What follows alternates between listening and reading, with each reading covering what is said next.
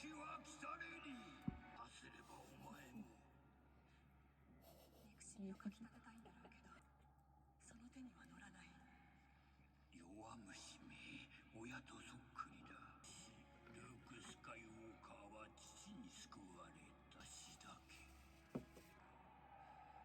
滅びる。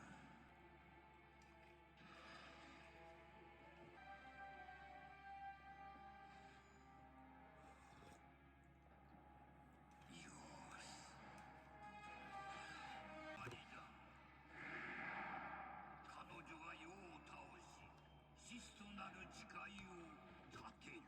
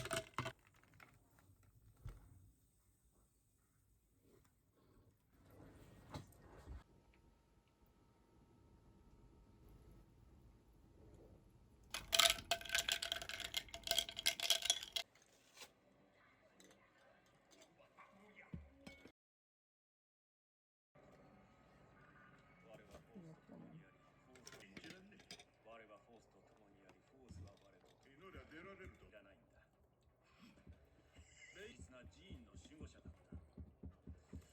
フォースと私とは初体験だ。ローと一口に言ってもいろいろ。まさか信じられん。生きててびっくりよ。怒ってるのか。最後に会ったのはナイフとブラスターだけ置き去りにされた時。無事を確信してた。私を騙したのね。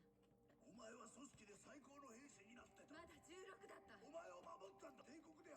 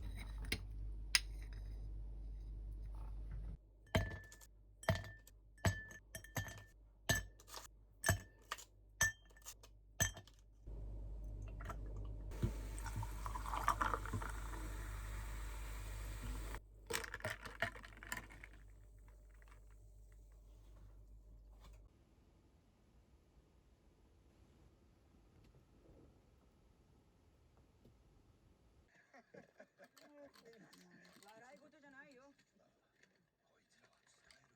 俺の目に狂いはない。それに今さら他に雇うあても。あんたにバラコードは無理よ。そうそう、音痴だからな。お前も泣ける話を聞かせれよ。中じゃないよ。あれは女に決まってる。そうか、どんな女だ教えろよ。俺だけ飛び出した。で俺はパイロットになることにした。船を手に入れ彼女。俺は誰にも縛られたくない。何人も泣かせた。リオ、誰だってね、一人じゃ生きていけない。このポンコツじいさんです。なんて言った？ウーキーは帝国の奴隷としてキャッシークから連れ去られた。だから探してるんだってさ。部族か家族のどっちか。どっちでもいい。そうすりゃ明日の今頃船買っても釣りが来るほどの金が入る。